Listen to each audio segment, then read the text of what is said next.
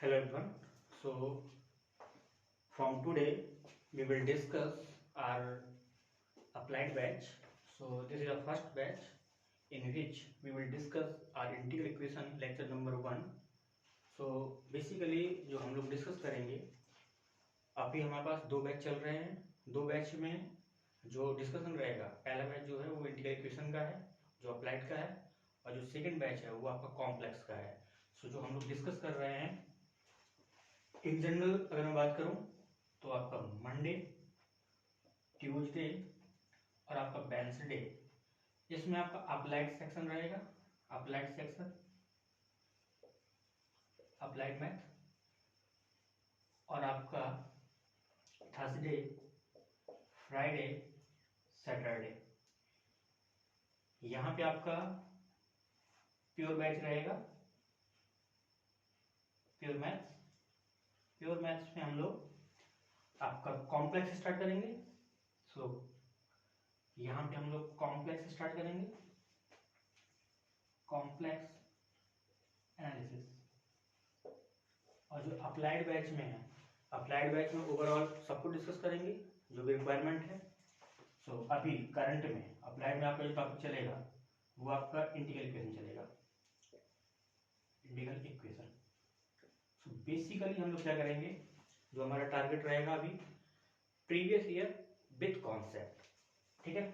So concept with PYQ, क्योंकि आपने देखा है जो क्वेश्चन पेपर होता है उसका level day by day increase हो रहा है, और उस लेवल को अगर हमें अचीव करना है तो हमें अपने क्वेश्चंस का लेवल बढ़ाना होगा.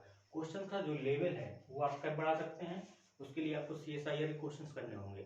सो बेसिकली जब तक आप CSIR क्वेश्चन नहीं करेंगे तब तक आपका पेपर अटेम्प्ट नहीं हो सकता है. सो अभी जो हम लोगों की स्ट्रेटेजी रहेगी, पूरा ओवरऑल जो 2011 से लेके, बेसिकली 2011 से लेके 2014 तक के जो भी PYQ है CSIR के, we will discuss each and every PYQ with proper explanation, जो भी ऑप्शंस आपके दिए हैं. ठीक है. सो जहां पे भी जो भी थ्योरी रिक्वायरमेंट होगी वो मैं आपको थ्योरी डिस्कस कराऊंगा, प्लस स्टैंडर्ड बुक्स जो भी रिक्वायरमेंट है स्टैंडर्ड बुक्स की. अभी से स्टैंडर्ड बुक्स फॉलो नहीं करनी है, क्योंकि अभी अगर मैं बोलूँ आपको इंटीग्रल इक्वेशन के लिए कोई स्टैंडर्ड बुक फॉलो करनी है तो आपको नहीं फॉलो करनी है, क्योंकि इंटीग्रल इक्वेशन का जो सिलेबस है उसके लिए अगर आप बुक्स को फॉलो करेंगे तो फिर आपका बहुत टाइम बुक्स में निकल जाएगा. बेसिकली जो हमारे प्योर सेक्शन है यहाँ पे हम लोग बुक्स की बात करेंगे, कौन सी बुक इंपॉर्टेंट है, कौन सी बुक पढ़ना है, कौन सी बुक नहीं पढ़ना है. सो इंटीग्रल के लिए जितना कॉन्सेप्ट प्लस PYQ कराऊंगा दैट वाज सफिशिएंट. कॉम्प्लेक्स के लिए एक बुक को प्रेफर करेंगे स्टैंडर्ड बुक्स, उसके साथ साथ PYQ, देन उसको कंप्लीट करेंगे. ठीक है. सो इंटीग्रल इक्वेशन में ऑलरेडी मैंने जो ये मेरा पहला लेक्चर है आज, सो ऑलरेडी मैंने असाइनमेंट भेज रखा है आपको, क्योंकि मैं असाइनमेंट से स्टार्ट कर रहा हूँ. मैं आपको कॉन्सेप्ट असाइनमेंट से ही कराऊंगा, असाइनमेंट से ही मैं आपकी थ्योरी कराऊंगा. सो बेसिकली अगर मैं देखा जाए सो आपके पास में ऑलरेडी असाइनमेंट है. मंडे क्लास का आपके पास में शेड्यूल ऑलरेडी था, जिसमें इंटीग्रल इक्वेशन आपका टॉपिक है, और मैं यहाँ पे क्वेश्चन नहीं लिखूंगा क्योंकि क्वेश्चन ऑलरेडी आपके असाइनमेंट में आपको गिवन है.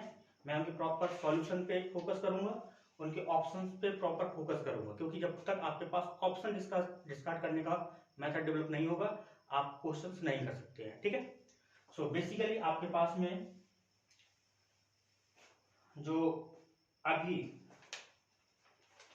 असाइनमेंट नंबर 1 था जो मैंने आपको दिया है, उसमें जो क्वेश्चंस हैं आपको क्वेश्चंस वहां से देखने, प्रॉपर मैंने सॉल्यूशन भेज रखा है.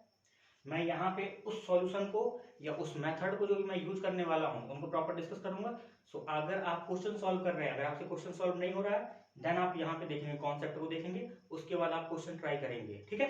सो ऑलरेडी आपको असाइनमेंट सब कुछ मिल रखा है, तो आपको ज्यादा परेशान होने की रिक्वायरमेंट नहीं है. और यहाँ इंटीग्रल के लिए कोई भी आपको बुक फॉलो नहीं करनी है, जो मैंने दिया दैट वाज सफिशिएंट. अब अगर मैं CSIR की बात करूँ, टॉपिक आपका इंटीग्रल इक्वेशन है, इंटीग्रल इक्वेशन. अगर CSIR में बात करें तो CSIR में इंटीग्रल इक्वेशन के पार्ट बी में आपके पास एक क्वेश्चन होता है, उसका जो वेटेज होता है 3 मार्क्स का होता है. पार्ट सी में मैक्सिमम 2 क्वेश्चन होते हैं, वेटेज आपका 4.75 मार्क्स का होता है। बट यहाँ पे इंटीग्रल इक्वेशन में जो आप पढ़ेंगे क्या वो सफिशिएंट है आपका CSIR क्वेश्चन होने के लिए? तो यस, जो भी यहाँ पढ़ाऊंगा that was sufficient. So part B के लिए इजीली क्वेश्चन अटेम्प्ट हो जाएगा। पार्ट सी में 2 में से आपका एक क्वेश्चन 100% श्योर है आप करके आएंगे, दोनों हो सकते हैं, ठीक है। क्योंकि आप कहीं से भी पढ़ लें, किसी भी कोचिंग से पढ़ लें, किसी भी टीचर से पढ़ लें, कोई भी प्रॉपर एक्सपर्ट नहीं हो सकता अपने टॉपिक पे, क्योंकि ये CSI का बनाया हुआ क्वेश्चन पेपर है। आप टीचर्स के पास जाओगे, एग्जाम देने के बाद 100% क्वेश्चन टीचर भी नहीं कर सकता है। तो आप कभी भी ये ना सोचें कि टीचर आपको प्रॉपर आपको एक्सपर्ट बना देगा, जब प्रॉपर आपको उस लायक बना देगा कि आप जाके कुछ भी करके आ रहे हैं। तो यहाँ पे जो आपको मिलेगा वो आपका 70 to 80% होगा, जो सफिशिएंट है। 20% की गारंटी मैं नहीं लेता, बट 70% to 80% की गारंटी मैं लेता हूँ कि जो मैं यहाँ से कराऊंगा वो सफिशिएंट होगा। और एक चीज और, जितना भी मैं करा दूँ आपको उस पर बिलीव करना है, ये नहीं कि आप यहाँ भी जा रहे हैं वहां भी जा रहे हैं, ठीक है। मुझे, आप मेरे यहाँ पढ़ते हैं या किसी और के यहाँ पढ़ते हैं, मुझे कोई फर्क नहीं पड़ता। आप मेरा बैच ज्वाइन किए हैं या नहीं किए हैं, उससे मुझे कोई फर्क नहीं पड़ता। ना ही मैं किसी तरीके से एडवर्टाइजमेंट करने वाला हूँ कि मेरे यहाँ आइए, आप मेरे यहाँ पढ़िए, ठीक है। जहाँ पे आपको अच्छा लगे आप वहाँ पे पढ़ सकते हैं। और एक चीज याद रखिएगा, आप किसी भी कोचिंग में जाने से पहले, क्योंकि ऑनलाइन कोचिंग आज के टाइम पे मार्केट बन चुका है, एक बिजनेस है। आपको अगर कोई 1000 में कोर्स दे रहा है, 1500 में कोर्स दे रहा है, तो क्या वो कोर्स सफिशिएंट है? क्या वो कोर्स आपका एग्जाम निकलवा सकता है? अदरवाइज आपका 6 मंथ भी जाएगा और वो कोर्स भी आपका जाएगा, ठीक है। तो इस टाइप की आपको फंडामेंटल्स पे नहीं जाना है। आप पहले ये देखें क्या वो सफिशिएंट है, अगर सफिशिएंट है तो कैसे सफिशिएंट है, ठीक है।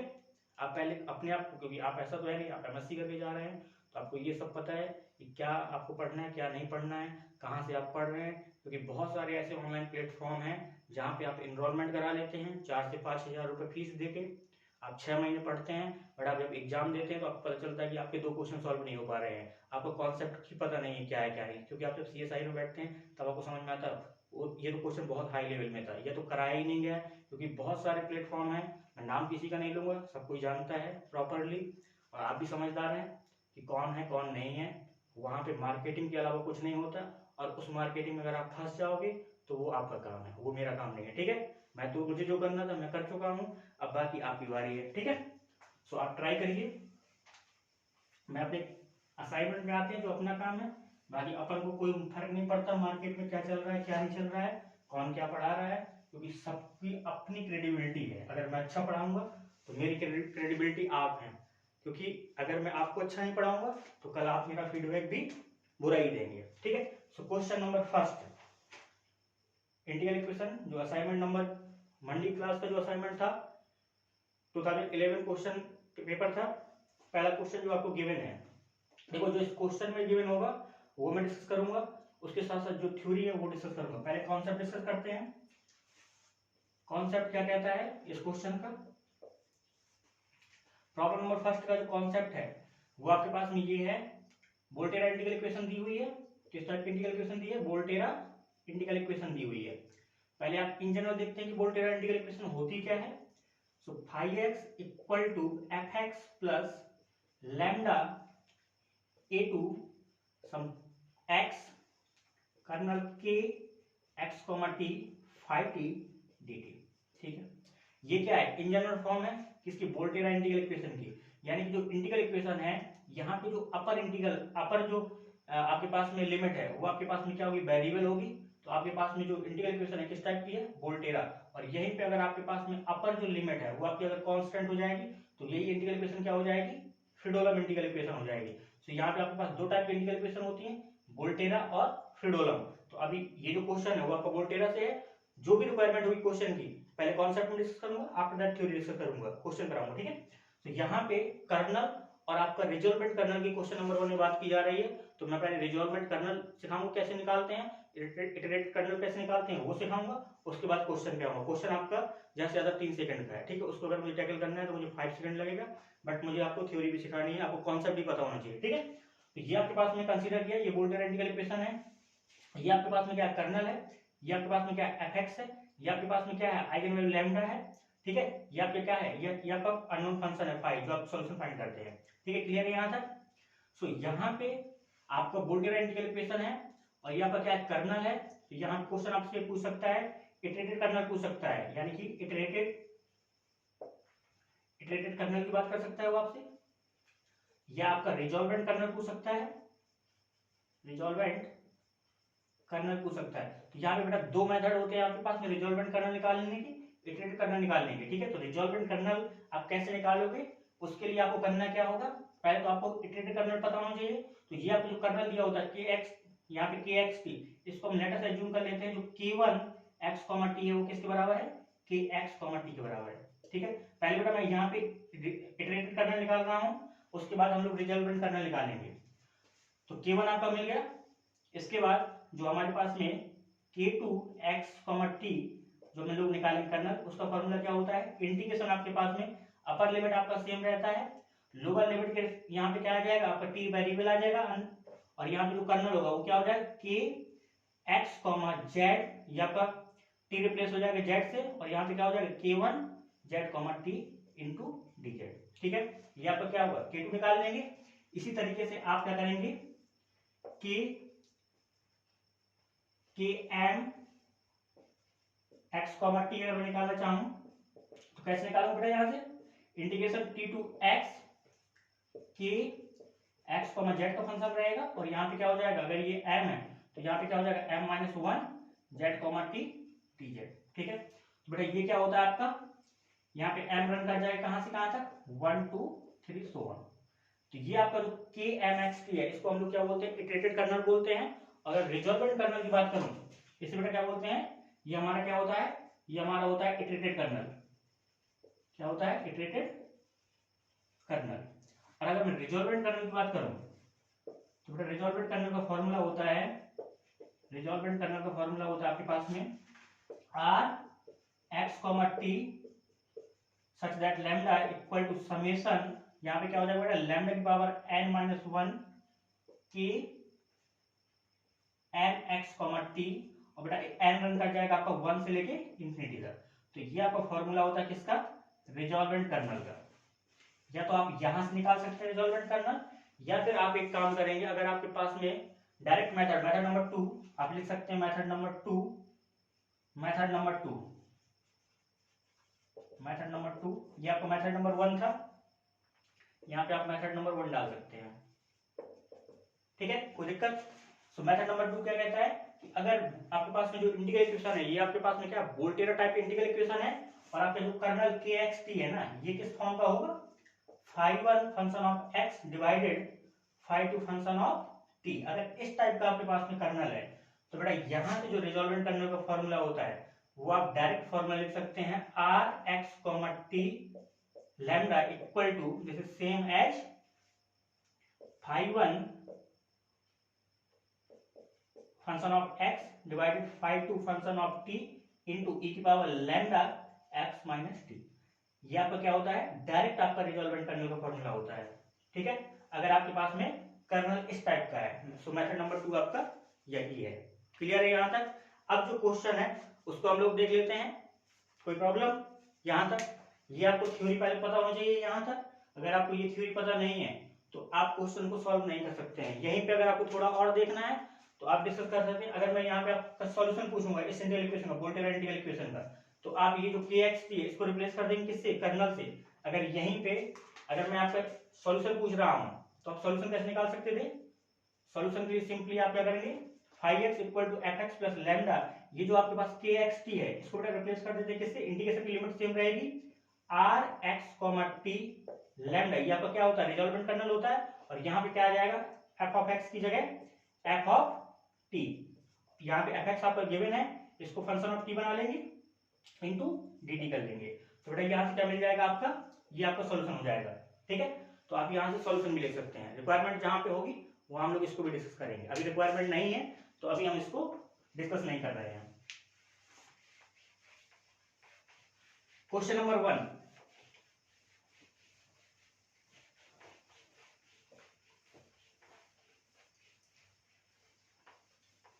क्वेश्चन नंबर 1 पे डिस्कस करते हैं, क्या कह रहा है क्वेश्चन नंबर 1। देखिए क्वेश्चन नंबर 1 क्या कहता है, आपको गिवन है, आपको गिवन है, कह रहा है for the Volterra type linear integral equation 5x, ये आपके पास given integral equation 5x equal to x plus 2 integration 0 to x e की power x minus xi 5 xi g डाई d xi. Then the resolvent kernel पूछ रहा है बेटा आपसे x कॉमा जाई, कहां पे पूछ रहा है 2 पे, ऑफ द कर्नल e की पावर x माइनस जाई। ठीक है, तो बेटा इसका क्या पूछ रहा है, ये आपके पास कर्नल है, इसका रिजॉल्वेंट कर्नल पूछ रहा है, तो यहाँ बेटा कर्नल मेथड नंबर 1 पे पहले आ जाते हैं हम लोग। अगर आपके पास में कर्नल जो आपके पास में k कॉमा जाई, अगर बेटा ये फंक्शन होता है phi 1 function of x divided phi 2 function of जाई, तो यहाँ पे देखिए ये क्या है e की पावर x डिवाइडेड e की पावर जाई, कोई प्रॉब्लम? तो आपके पास डायरेक्ट फॉर्मूला होता है रिजॉल्वेंट कर्नल का r x xi comma lambda equal to formula क्या कहता है phi 1 function of x divided phi 2 function of xi into e की power lambda x minus xi. कोई दिक्कत नहीं आता? तो यहाँ पे क्या मिल जाएगा आपको, this imply r x xi lambda, this is same as, ये बेटा क्या है आपका e की पावर x डिवाइडेड e की power xi, simply this is e की power x minus xi into e की power lambda x minus xi. और यहाँ पे तो बेटा लैम्डा क्या है, आइगन वैल्यू आपके पास 2 है, तो लैम्डा को रिप्लेस कर देंगे 2 से, तो ये यहाँ पे भी लैम्डा क्या हो जाएगा 2 से रिप्लेस हो जाएगा, तो this is same as e की पावर 3x माइनस जाई। कोई दिक्कत? तो इसका आंसर क्या हो जाएगा आपका option number 3। So question number 1 का आपके पास आंसर नंबर 3 है, ये आपका मेथड नंबर 1 था। अब मेथड नंबर आपका 2 डिस्कस कर लेते हैं with the respect of iterated kernel. ठीक है, सो इटरेटेड कर्नल के रिस्पेक्ट में आप रिजॉल्वेंट कर्नल कैसे निकालेंगे वो भी डिस्कस कर लेते हैं।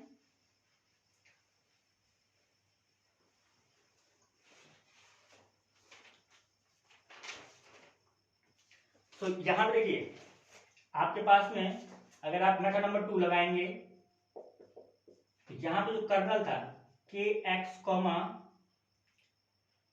जाई क्या था आपके पास में e की पावर x माइनस जाई। सो इक्वेशन किस टाइप की है, वोल्टेरा इंटीग्रल इक्वेशन है, तो वहां पे जो आपके पास इटरेटेड कर्नल निकालने का फॉर्मूला होता है वो क्या होता है k1 x comma xi, this is same as k x comma xi, this is same as e की पावर x माइनस जाई। तो बेटा k2 जब निकालेंगे आप x कॉमा जाई, इसका फॉर्मूला क्या हो जाएगा, ऊपर का जो अपर लिमिट होता है वो आपका सेम x होता है, लोअर लिमिट को आपको एक कोई नया वेरिएबल देना पड़ता है, तो आप वहां पे t देते थे, तो यहाँ पे ये फंक्शन किसका होता है t का होता है, यहाँ पे जाई का, तो यहाँ पे क्या देंगे आप जाई देंगे लोअर लिमिट में, और यहाँ पे क्या आ जाएगा फॉर्मूला k x कॉमा नया वेरिएबल z रिप्लेस करते हैं, और यहाँ पे क्या हो जाएगा अगर k2 कर रहे हैं तो k1 होगा, और यहाँ पे जो फर्स्ट वेरिएबल है वो आपका z होगा, सेकंड वेरिएबल क्या होगा जाई होगा इनटू अननोन वेरिएबल dz। इसको सॉल्व करेंगे तो बेटा क्या मिल जाएगा k2 x जाई, इंटीग्रेशन की लिमिट क्या हो जाएगी जाई to x, k x z क्या है आपके पास में e की पावर x माइनस z, और यहाँ पे k1 x जाई क्या है आपका z माइनस जाई। तो ओवरऑल यहाँ पे क्या मिलेगा dz, इसको सॉल्व करेंगे तो आपको क्या मिल जाएगा k2 x xi, this is same as z से z आपका रिप्लेस हो जाएगा, तो e की पावर x माइनस जाई, और बेटा यहाँ पे क्या मिलेगा z, इंटीग्रेशन करेंगे जाई टू x, तो आपको क्या मिल जाएगा x माइनस जाई। कोई प्रॉब्लम? सिमिलरली आप क्या निकालेंगे k3 x जाई निकालेंगे, तो वो आपको क्या मिल जाएगा e की पावर x माइनस जाई, और यहाँ पे क्या हो जाएगा x माइनस जाई का होल स्क्वायर डिवाइडेड 2 फैक्टोरियल। ठीक है, सो ऑन अगर आप देखेंगे तो अगर यहाँ पे km x जाई निकालूं तो वो मेरा आ जाएगा e की पावर x माइनस जाई के whole power m minus 1 divided m minus 1 factorial.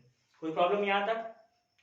इसके बाद क्या करेंगे, इसके बाद देखिए ये आपका क्या है इटरेटेड कर्नल है, यहाँ पे m रन करा देंगे आप, ये आपके पास में क्या है यहाँ पे m रन हो जाएगा कहां से 1 2 3 सो ऑन, ये आपका क्या है इटरेटेड कर्नल है। तो यहाँ पे ये आपका किसको डिनोट कर रहा है, ये आपका इटरेटेड कर्नल है। अब आपको रिजॉल्वेंट कर्नल निकालने कैसे निकालेंगे, x यहाँ पे क्या है xi lambda, this is same as summation lambda की पावर n माइनस 1 k की power n k n x जाई, और यहाँ पे n जो रन करेगा कहां से 1 से लेके इंफिनिटी तक। इसको अगर आप एक्सपेंड करेंगे तो क्या मिलेगा आपको लैम्डा की पावर 0 का मतलब क्या है simply one k1 x comma जाई प्लस लैम्डा 2 रखेंगे, क्या मिलेगा लैम्डा k2 x कॉमा जाई plus lambda square k3 x comma जाई प्लस सो ऑन। ठीक है, तो यहाँ पे k1 की वैल्यू रखेंगे, क्या मिल जाएगा e की power x minus xi plus lambda k2 की वैल्यू रखेंगे, क्या मिलेगी आपको e की पावर x माइनस जाई x minus xi plus lambda square k3 की वैल्यू रखेंगे, क्या मिलेगा आपको e की पावर x माइनस जाई और x माइनस जाई का whole square by 2 factorial plus so on.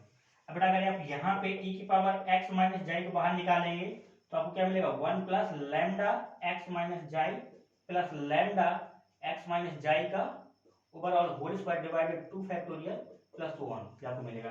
बेटा ये किसकी एक्सपेंशन है e की पावर, ये आप किसकी एक्सपेंशन है, ये e की पावर x की एक्सपेंशन। तो इसको अगर लिखेंगे तो e की पावर x माइनस जाई और बेटा ये किसकी एक्सपेंशन है e की पावर x की, यहाँ पर x रोल प्ले करेगा तो लैम्डा x माइनस जाई, तो यहाँ से क्या मिल जाएगा लैम्डा।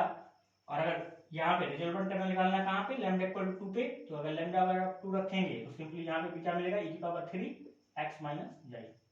कोई प्रॉब्लम? ठीक है, तो इस तरीके से आपने क्वेश्चन नंबर 1 को टैकल किया होगा। अगर कहीं आपको प्रॉब्लम आ रही है तो आप क्वेश्चन नंबर 1 देख सकते हैं। ठीक है, तो ये आपका प्रॉपर सॉल्यूशन है। अगर आपको कहीं प्रॉब्लम आ रही है इस क्वेश्चन में तो आप इसको देखिएगा। क्वेश्चन नंबर 2, जहां पे जो कॉन्सेप्ट होगा, जहां पे जो थ्योरी की रिक्वायरमेंट होगी, we will discuss that concept and that theory, otherwise उसको हम लोग स्किप कर देंगे। ठीक है, बट डिस्कस सारा सब कुछ करेंगे ताकि प्रॉब्लम ना हो।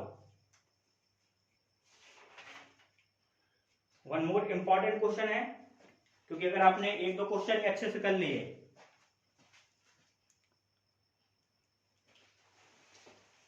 ठीक है, आप क्वेश्चन कम करें बट आप बहुत अच्छे से अगर क्वेश्चन करते हैं तो उससे आपका ही फायदा है। ये नहीं कि बहुत सारे क्वेश्चंस कर लिए बट आपको कॉन्सेप्ट अगर क्लियर नहीं है तो आप कुछ नहीं कर सकते हैं। सो कॉन्सेप्ट भी क्लियर करना है बट क्वेश्चन का लेवल भी हमें देख के चलना है कि हम क्वेश्चन कौन सा क्वेश्चन ट्राई कर रहे हैं और क्या क्वेश्चन है। प्रॉब्लम नंबर 2, अब बेटा यहाँ पे दिया है प्रॉब्लम नंबर 2 पे आपके पास जो इंटीग्रल इक्वेशन दी हुई है वहां पे क्या दिया हुआ है, यहाँ पे इंटीग्रल इक्वेशन गिवन है। Question number 2 Monday class, Monday का आप असाइनमेंट देखिएगा, उसको मैं डिस्कस करा रहा हूं। क्वेश्चन नंबर 2 में द इंपॉर्टेंट क्वेश्चन है, हमेशा इस टाइप के क्वेश्चन आते हैं। इंटीग्रल इक्वेशन गिवन है इन्वॉल्विंग अ पैरामीटर। क्वेश्चन मैं रीड कर रहा हूं, क्वेश्चन आपके पास असाइनमेंट में ऑलरेडी है तो वो मुझे डिस्कस करने की रिक्वायरमेंट नहीं, लिखने की रिक्वायरमेंट नहीं है यहाँ पे। ठीक है, मैं सॉल्यूशन आपको दूंगा। Integral equation involving a parameter lambda phi x equal to दिया है cos 2x प्लस लैम्डा, ये आपके पास इंटीग्रल इक्वेशन बेटा मैं लिख रहा हूं, क्या गिवन है phi x equal to cos 2x plus lambda, integration given है 0 to pi cos x plus xi phi xi d xi. Solution के बारे में बात करना है। यहां पे देखिए ये आपके पास जो इंटीग्रल इक्वेशन है किस टाइप की इंटीग्रल इक्वेशन है पहले तो आपको ये पता होना चाहिए। यहाँ पे देखो लिमिट क्या दी हुई है, 0 से लेकर पाई दिया हुआ है। तो कहने का मतलब क्या है, अगर अपर लिमिट आपके पास में वेरिएबल है तो आपके पास इक्वेशन किस टाइप की होती थी, वोल्टेरा, और अगर आपके पास में कांस्टेंट है तो आपके पास इंटीग्रल इक्वेशन किस टाइप की होती है, फ्रीडोलम इंटीग्रल इक्वेशन होती है। तो ये आपके पास जो इंटीग्रल इक्वेशन है किस टाइप की, फ्रीडोलम इंटीग्रल इक्वेशन है। होमोजीनियस है, नॉन होमोजीनियस है, यहाँ पे देखो ये fx दिया है तो fx आपका क्या है, नॉन जीरो है, तो यानी कि ये क्या है, नॉन होमोजीनियस है, नॉन होमोजीनियस है। ठीक है, ये आपके पास में क्या है, फंक्शन है जिसको आपको फाइंड करना है। ये आपके पास में क्या है, कर्नल है, और ये आपके पास में क्या है, fx है, ये आपके पास में लैम्डा है। कोई प्रॉब्लम यहाँ पे। और ये इसे इंटीग्रल इक्वेशन क्यों बोलते हैं, क्योंकि यहाँ पे जो आपके पास में अननोन है वो आपका इंटीग्रल के अंदर दिया हुआ, तो दैट्स व्हाई इसको हम लोग क्या बोलते हैं, इंटीग्रल इक्वेशन बोलते हैं। और यहाँ पे सारे लीनियर ऑपरेटर यूज किए जा रहे हैं तो इसको हम लोग क्या बोलेंगे, लीनियर इंटीग्रल इक्वेशन बोलेंगे। ठीक है, तो यहाँ पे जो थ्योरी होती है वो आपने पढ़ा है फ्रीडोलम इंटीग्रल इक्वेशन में। अगर आपके पास में कर्नल डीजनरेट है, डीजनरेट का मतलब क्या है, यहाँ पे जो कर्नल दिया है गिवन है आपके पास में, यानी कि जो के एक्स कॉमा जाई गिवन है वो आपके पास में क्या गिवन है, कॉस एक्स प्लस जाई। इस कर्नल जो आपके पास में फ्रीडोलम इंटीग्रल इक्वेशन है, अगर आपके पास कर्नल किसका है, डीजेनरेट टाइप कर्नल है। डीजेनरेट कर्नल का मतलब ये होता है कि उसको आप फाइनाइट, जो आपके पास में इस टाइप का कर्नल होना चाहिए, यानी के x comma t, this is same as summation phi 1 x into phi 2 t, और ये समेशन जो आपका रन कर रहा है वो आपका रन करना चाहिए कहां से कहां तक, मतलब यहाँ पे हम लोग आई लिख लेते हैं और यहाँ पे भी हम लोग क्या लिख लेते हैं, यहाँ पे जे लिख लेते हैं, सिंपली आप आई लिखे रहने दें।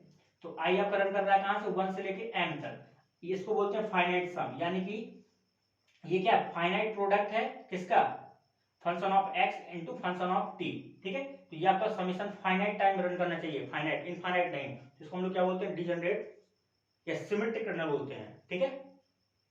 तो अब यहाँ पे अगर हम देखेंगे इस कर्नल को, देखेंगे किस टाइप का कर्नल है, तो इस कर्नल किस टाइप का है, डिजनरेट कर्नल है, क्योंकि इसको हम लोग क्या लिखेंगे, cos x इंटू cos जाई plus sorry minus sin x into sine जाई। तो ये क्या है, फंक्शन ऑफ x है, ये फंक्शन ऑफ क्या है, जाई है, ये फंक्शन ऑफ x है, फंक्शन ऑफ जाई है, तो ये क्या फाइनाइट सम के फॉर्म में है, ठीक है। तो ये हमारे पास कर्नल किस टाइप का है, डिजनरेट कर्नल है। जब भी आपके पास कर्नल डिजनरेट होगा तो पहले हम क्या करेंगे, अगर हम इसके सॉल्यूशन की बात कर रहे हैं तो हमें क्या करना है, नॉ पहले आपको करना क्या होगा, होमोजेनियस पार्ट को सॉल्व करना है, वहां से आपको आइगन वैल्यू निकालना है, आइगन वैल्यू निकालने के बाद आपको क्या करना है, आइगन फंक्शन निकालना है, आइगन फंक्शन निकालेंगे, ठीक है। मैं आपको बताऊंगा जब आप आइगन वैल्यू निकालेंगे तो आपको करना क्या होगा, डिटरमिनेंट ए ऑफ लैम्डा एक मैट्रिक्स आपको मिलेगी, उसका आपको डिटरमिनेंट निकालना होगा, वहां से आपको आइगन वैल्यू मिल जाएगी, और आइगन वैल्यू पे क्या होगा, डी ऑफ लैम्डा 0 होगा, तो वहां पे इसके पास में क्या होगा, या तो आपके पास में यूनिक सॉल्यूशन होगा अगर इक्वेशन आपके पास में नॉन होमोजेनियस है, या आपके पास में नो सॉल्यूशन होगा, या आपके पास इनफाइनाइट सॉल्यूशन होगा।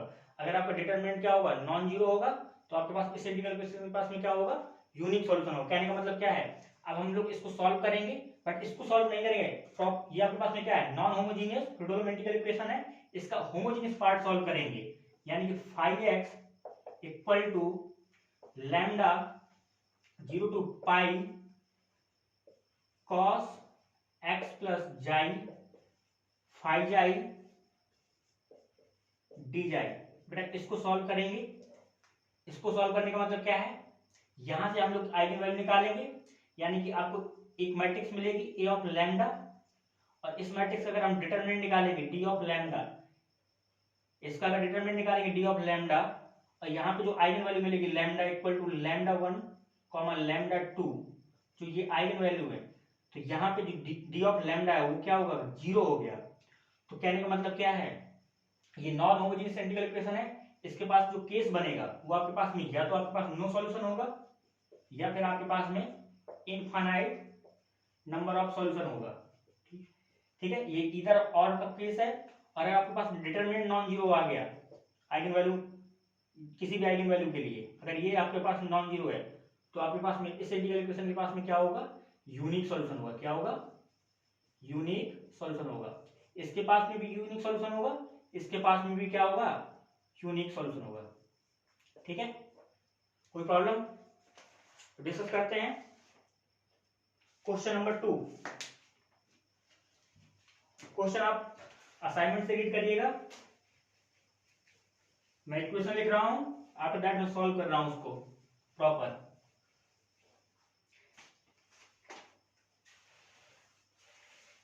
इक्वेशन क्या गिवन है, आपके पास इक्वेशन गिवन है phi x equal to cos 2x plus lambda 0 to pi cos x plus xi phi xi d xi, ठीक है बेटा। कह रहा है ए ऑप्शन दिया, कह रहा है unique solution if lambda equal to 1 and an infinite number of solution if lambda equal to 2 by pi. Second option दिया हुआ a unique solution if lambda equal to -1 and an infinite number of solution if lambda equal to -2 by pi. Third option दिया हुआ है unique solution if lambda not equal to 2/पाई, और fourth option दिया no solution if lambda equal to plus minus 2/पाई। Clear है यहाँ तक? तो बेटा इसको सॉल्व कर लेते हैं। कैसे सॉल्व करेंगे? आपके पास किस टाइप की इक्वेशन है? ट्रिगोनोमेट्रिकल इक्वेशन है। आपने करना क्या है, यहाँ पे आपको इसको सॉल्व करना है। पहले आपको निकालना है आइगन, इसकी वैल्यू क्या आएंगी, आइगन वैल्यू इसकी क्या मिलेगी आपको, क्योंकि आइगन वैल्यू आप निकाल लेंगे देन आप इसको इजीली सॉल्व कर सकते हैं। ठीक है, तो इसको सॉल्व करते हैं। पहले आप होमोजीनियस इंटीग्रल इक्वेशन लेके इसकी आइगन वैल्यू निकाल लेंगे, इसकी आइगन वैल्यू क्या आ रही है। ठीक है, तो यहाँ पे अगर मैं होमोजीनियस इंटीग्रल इसकी होमोजीनियस पार्ट ले लूंगा तो 5x इक्वल टू क्या मिल जाएगा आपको, lambda 0 to pi cos x plus जाई डी जाई डी जाई। ठीक है बेटा, तो यहां पे क्या मिल जाएगा आपको, 5x इक्वल टू लैम्डा, इसको अगर मैं एक्सपेंड कर रहा हूं 0 to pi cos x cos xi minus sine x sine xi phi xi d xi. कोई दिक्कत? तो यहां पे सॉल्व करेंगे 5x equal to lambda cos x 0 to pi cos xi phi xi d xi minus lambda sine x 0 to pi sine xi phi xi d xi. कोई दिक्कत? 5x equal to lambda cos x, इसको हम लोग c1 मान लेते हैं, minus lambda sine x, इसको हम लोग मान लेते हैं c2। यहाँ पे आप लिख सकते, ये आपके पास में क्या 5x है, किसके लिए, होमोजीनियस के लिए। अगेन यहाँ पे c1 आपने किसको एज्यूम किया है, 0 to pi cos xi phi xi d जाई, और आपने c2 किसको एज्यूम किया है, 0 to pi sine xi phi xi d xi. बेटा c1 c2 को सॉल्व करते हैं तो क्या मिलेगा आपको, c1 इक्वल टू 0 to पाई, और यहाँ पे देखो cos जाई फाई जाई, फाई x की जगह जाई रिप्लेस करेंगे क्या मिल जाएगा, lambda c1 cos xi minus lambda c2 sign जाई डी जाई। कोई दिक्कत यहाँ तक? इसके बाद में सॉल्व करेंगे तो c1 equal to lambda c1 को आप बाहर निकाल लेंगे, 0 to पाई cos स्क्वायर जाई d xi minus lambda c2 0 to पाई, यहाँ पे साइन जाई cos जाई डी जाई। बेटा इस इंटीग्रल को सॉल्व करेंगे 0 आएगा, और बेटा इस इंटीग्रल को सॉल्व करेंगे तो क्या मिलेगा, पाई/2 मिलेगा। तो c1 equal to lambda c1 पाई/2। ठीक है, तो यहाँ पे आप लिख सकते हैं 1 माइनस लैम्डा पाई/2 into c1 plus 0 into c2 equal to 0। इसको आप स्टार मान लो। देन आप c2 के लिए सॉल्व करेंगे तो आपको क्या मिल जाएगा, c2 के लिए आप सॉल्व करेंगे तो 0 to पाई, यहाँ पे साइन जाई, बेटा cos sign xi, phi of जाई की जगह आप यहाँ पे x की जगह जाई रिप्लेस करेंगे क्या मिल जाएगा, lambda c1 cos xi minus lambda c2 sign xi phi xi d xi. बेटा इसको सॉल्व करेंगे तो क्या मिल जाएगा, c2 equal to lambda c1 0 से लेकर पाई साइन जाई cos जाई d xi minus lambda c2 0 से लेकर पाई, और बेटा यहाँ पे क्या मिल जाएगा, साइन स्क्वायर जाई डी जाई। इसको अगर आप सॉल्व करते हैं c2 इक्वल टू, ये बेटा क्वांटिटी 0 हो जाएगी, यहाँ पे इसका वैल्यू क्या आ जाएगा, पाई/2, this is same as minus lambda c2 पाई/2। इसको अगर फर्दर सॉल्व करते हैं तो आपको 0 into c1 plus 1 plus lambda पाई/2 c2 इक्वल टू 0, इसका आप स्टार 2 मान लें। तो बेटा यहाँ से ये क्या एक होमोजेनियस सिस्टम है c1 c2 में, इसको आप सॉल्व करेंगे तो आपको लैम्डा मिल जाएगा, यानी कि आइगन वैल्यू मिल जाएगी। इसको सॉल्व करते हैं, यहाँ बेटा इसको सॉल्व कर लेते हैं। From star and double star से अगर आप इसको सॉल्व करेंगे तो ए ऑफ लैम्डा एक मैट्रिक्स बना रहा हूं, क्या मिलेगा आपको 0 1 माइनस लैम्डा π/2, और यहाँ पे C1 C2 के रिस्पेक्ट में अगर मैट्रिक्स बनाऊंगा 0 1 प्लस लैम्डा π/2। ये जो ए ऑफ लैम्डा है, डिटरमिनेंट निकालेंगे इसका, D of lambda this is same as determinant of A of lambda. तो बेटा इसको अगर आप निकालेंगे तो ये क्वांटिटी इससे मल्टीप्लाई हो जाएगी, ये इससे मल्टीप्लाई हो जाएगी, इक्वेट करेंगे 0 के बराबर, तो this imply lambda equal to आपको क्या मिल जाएगा 2/π, और आपके पास में माइनस का 2/π, यानी कि आपके पास में आइगन वैल्यू क्या है 2/π और माइनस 2/π। तो देखो बेटा यहाँ पे D of lambda equal to कहां पे 0 होगा, केवल lambda equal to plus minus 2/π पे। बाकी अगर आप इसके अलावा लैम्डा कुछ भी लेते हो तो ये डी ऑफ लैम्डा कभी भी 0 नहीं होगा, यानी कि नॉन जीरो आएगा। तो यहां पे एक चीज और लिखेंगे आप,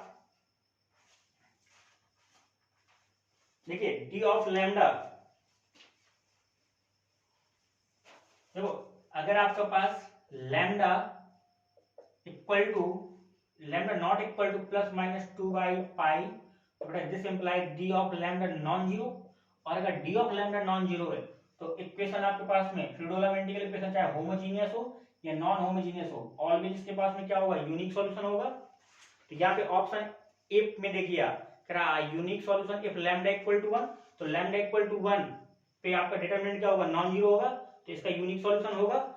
देन अगेन आगे क्या कह रहा है an infinite number of solution if lambda equal to 2/π, तो 2/π और माइनस 2/π पे डी ऑफ लैम्डा क्या आ रहा है 0 आ रहा है, और इक्वेशन क्या है नॉन होमोजीनियस है, तो इसके पास इधर वाले केस आ जाएंगे, या तो इसके पास में नो सॉल्यूशन होगा या आपके पास इनफाइनाइट सॉल्यूशन होगा। इसको चेक करेंगे। सेम सेकंड ऑप्शन में कह रहा है a unique solution if lambda equal to -1 पे ये d of lambda non zero आएगा, अगेन इसके पास यूनिक सॉल्यूशन होगा। बट आगे पढ़िए an infinite number of solution if lambda equal to -2/π पे d ऑफ लैम्डा क्या आएगा 0 आएगा, नॉन होमोजीनियस है, अगेन इसके पास में क्या होगा या तो नो सॉल्यूशन होगा या इनफाइनाइट सॉल्यूशन होगा। सी ऑप्शन में देखिए थर्ड ऑप्शन में कह रहा है unique solution if lambda not equal to 2/π, कह रहा है लैम्डा नॉट इक्वल टू 2/π पे कह रहा है क्या कर रहा है यूनिक सॉल्यूशन। तो अगर लैम्डा नॉट इक्वल टू 2/π है तो आपके पास यूनिक सॉल्यूशन कहां पे आ रहा है lambda not equal to plus minus 2/π पे, तो यानी कि अगर 2/π है लैम्डा 2/π पे क्या आ रहा है नॉन जीरो आ रहा है, बट 2/π पे क्या आ रहा है lambda D of lambda, sorry अगर लैम्डा आपका ये लैम्डा नॉट इक्वल टू 2/π है तो क्या D of lambda non zero रहेगा, हमेशा नहीं रहेगा, क्योंकि -2/π पे जीरो हो जाएगा। तो यहाँ पर कभी भी यूनिक सॉल्यूशन आप नहीं बोल सकते हैं, या तो आपके पास नो सॉल्यूशन होगा या इनफाइनाइट सॉल्यूशन होगा। थर्ड ऑप्शन आपका इनकरेक्ट है।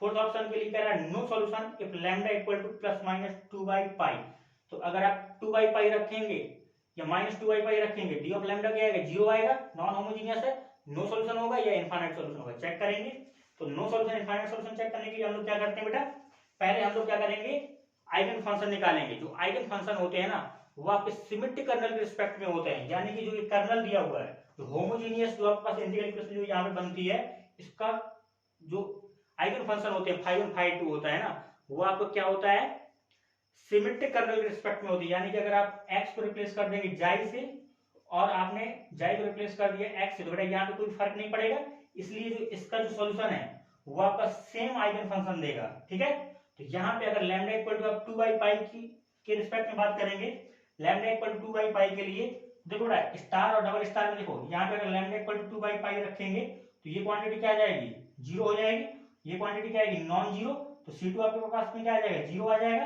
और C1 आपके पास फ्री हो जाएगा। तो अगर C2 आपके पास 0 हो गया C1 आपका फ्री हो गया, तो लैम्डा इक्वल टू 2/π के रिस्पेक्ट में जो आपके पास में आइगन फंक्शन मिलेगा वो आपको क्या मिल जाएगा केवल cos x मिलेगा। ठीक है, ये आपका इस आइगन वैल्यू के रिस्पेक्ट में है। और -2/π के रिस्पेक्ट में अगर आप देखेंगे तो अगर आप यहाँ पे -2/π रखेंगे तो बेटा ये क्या आएगी पॉजिटिव क्वांटिटी आएगी और यहाँ पे क्या आएगा ये क्वांटिटी 0 हो जाएगी। तो यहाँ से आपको क्या हो जाएगा कुछ नहीं मिलेगा, बट यहाँ पे आपको ये पॉजिटिव क्वांटिटी है इसको C1 से मल्टीप्लाई कर रहे हैं तो C1 क्या आ जाएगा 0 हो जाएगा, C2 आपका फ्री है। तो बेटा अगर C1 0 हो गया C2 फ्री है तो C2 आप -1 कुछ भी ले लो, तो आइगन फंक्शन आपके पास में क्या आ जाएगा, sin x आ जाएगा। ठीक है, तो ये आपके पास में क्या है, दोनों आइगन फंक्शन है। अब आपको एक चीज और चेक करना है, इनके रिस्पेक्ट में आपको क्या करना है, सिंपली, बाकी सारा आप रफ कर सकते हैं, आपको चेक करना है,